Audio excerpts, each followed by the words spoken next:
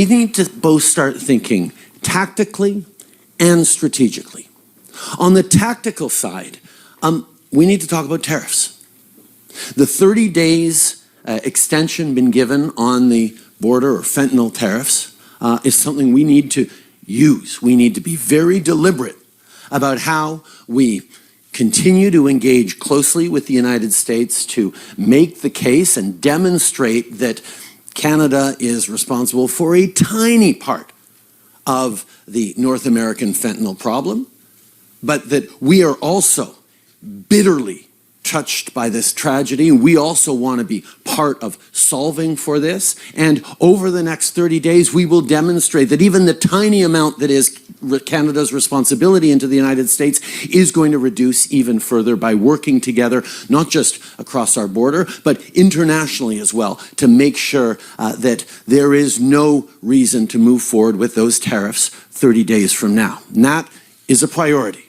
But also tactically, if those tariffs do end up coming in, or if the investigation into commerce tariffs that are scheduled for April move forward, we need to be ready to respond robustly as we are. We also have to be ready to support Canadians through the responses we're giving and through a difficult time of tariffs. That's something we have to talk about. But we have to keep in mind that our goal will always be to get those tariffs lifted as quickly as possible.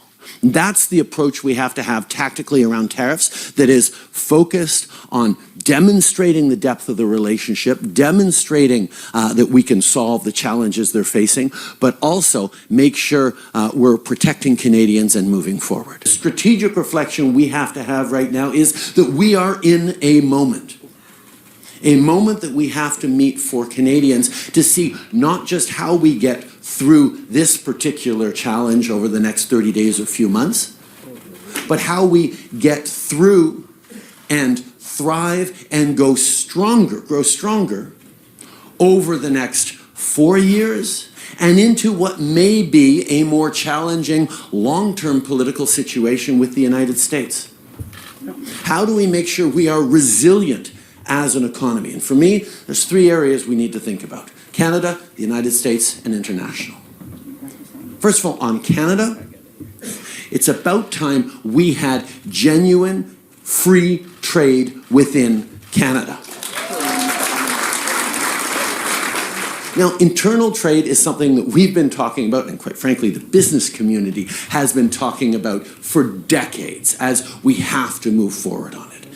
This is one of those moments and opportunities where we actually can. There's a window open because of the context we're in.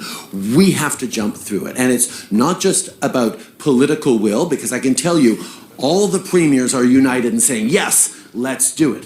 But there's challenges within bureaucracies that say, oh, but it'll be hard to recognize teaching certificates from one quarter of the country versus another. It'll be hard to get proper labor mobility, or there's a reason we have a specific tire requirement on our trucks for our province, or a specific need for a first aid kit in those trucks that differs from one place to the other. A lot of barriers that just don't make sense. But it's going to require all of us, not just governments, but business leaders as well, to step up and push hard and make sure that in this moment, we actually move forward on free trade within Canada that'll make us more efficient, more competitive.